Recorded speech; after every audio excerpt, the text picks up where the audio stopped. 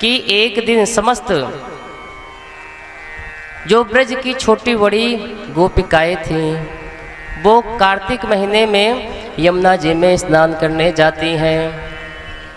हेमंते प्रथमे मासे नंदः ब्रज कुमारिका, कार्तिक महीने में यमुना स्नान करती हैं और यमुना स्नान करके बालू की कात्यायनी मैया का स्वरूप बनाती हैं। स्वरूप बनाने के बाद पूजन करती हैं और पूजन करके उस कात्यायनी माता से प्रार्थना करती हैं, हाथ जोड़ती हैं। कात्यायनी महामाये महायोगिन्यधीश्वरी नंद गोपसुतं देवी पतिं मे कुरुते नमः। हे कात्यायनी मैया, हे कात्यायनी मैया, कात्यायनी मैया से प्रार्थना क्या करती है? कात्यायनी महामाये महायोगिन्यधीश्वरी,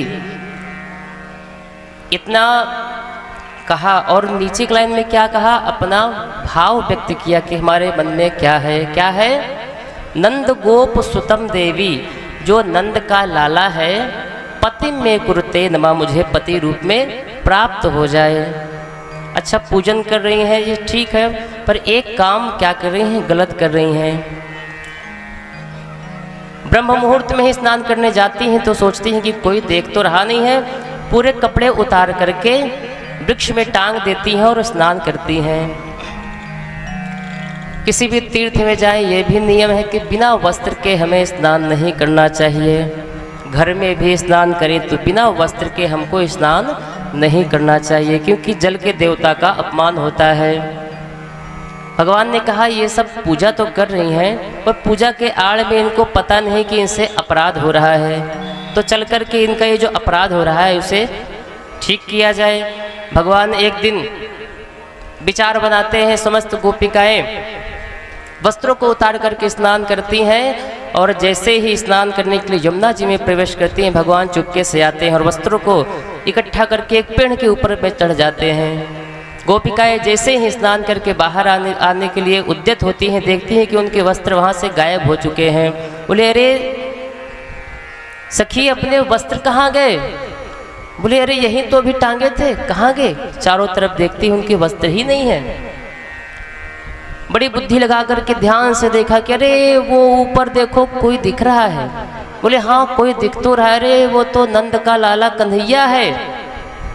अरे कन्हैया, हमारे वस्त्रों को दे दे। कन्हैया कहते हैं नहीं दूंगा, क्या कर लेगी? बोले हमारे वस्त्र को दे दे, नहीं तो हम जाकर के नंद बाबा से तुम्हारी शिकायत करेंगे। भगवान कहते जा, चली जा, कर दे शिकायत। अब वो जाए कैसे, क्योंकि वस्त्र तो है ही नहीं। अब एक धमकी दे दी कि नंद बाबा से हम शिकायत कर देंगे, पर धमकी का भी कोई भगवान के ऊपर असर नहीं हुआ। जहाँ पर बल से काम ना हो तो वहाँ पर बुद्धि से काम लेना चाहिए। सोचा कि अब तो कैसे करूं, क्या करूं? तब कहती हैं हे श्याम सुंदर, हम आपकी दासियां हैं। श्याम सुंदर ते दास्या करवामी तवोदितम देहि वांसांसि धर्मज्ञ नो चेद राज्ञे ब्रुवामहे। हे धर्मज्ञ, आप धर्मज्ञ हो, हमारे वासांसी वस्त्रों को दे दो और जैसा आप कहोगे, करवामी तवोदितम, जैसा आप कहोगे वैसा हम करेंगे। भगवान कहे हाँ वैसे करोगे? बोले हाँ ऐसा ही करोगे। बोले आज के बाद ऐसे स्नान मत करना। बोले ठीक है। अब भगवान तो उनके मन को जानते हैं कि वो किस लिए यहाँ पर पूजा करने आती हैं और कात्यायनी मैया से क्या मांगती हैं। वृंदावन में आज भी कात्यायनी मैया का वो द्वापर युग का स्थान विराजमान है, जहाँ पर कात्यायनी मैया आज भी विराजमान है। एक कात्यायनी मैया, एक यमुना जी, ब्रह्मकुंड, कुछ स्थान ऐसे हैं महाराज, समयाभाव से उनको थोड़ा बनाया गया, पर वो आज भी द्वापर युग के आज भी वृंदावन में विराजमान है। बोले अगर वस्त्र लेना है तो वापस आ जाओ। बोले कन्हैया, हम कैसे बिना वस्त्र के आपके सामने आए? बोले पहले कैसे गए थे? बोले उस समय तो कोई नहीं था। बोले ऐसे तुम कैसे कह सकती हो? आकाश था, तारे थे, सबने देखा, कैसे कह सकती हो?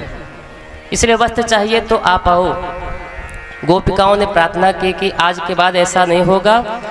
हाथों से अपने शरीर को ढक करके आई और भगवान से उनके वस्त्रों को लिया। भगवान ने कहा कि जाओ, तुम्हारा मनोरथ हम पूर्ण करेंगे। भगवान ने ऐसा कहकर के वापस आए।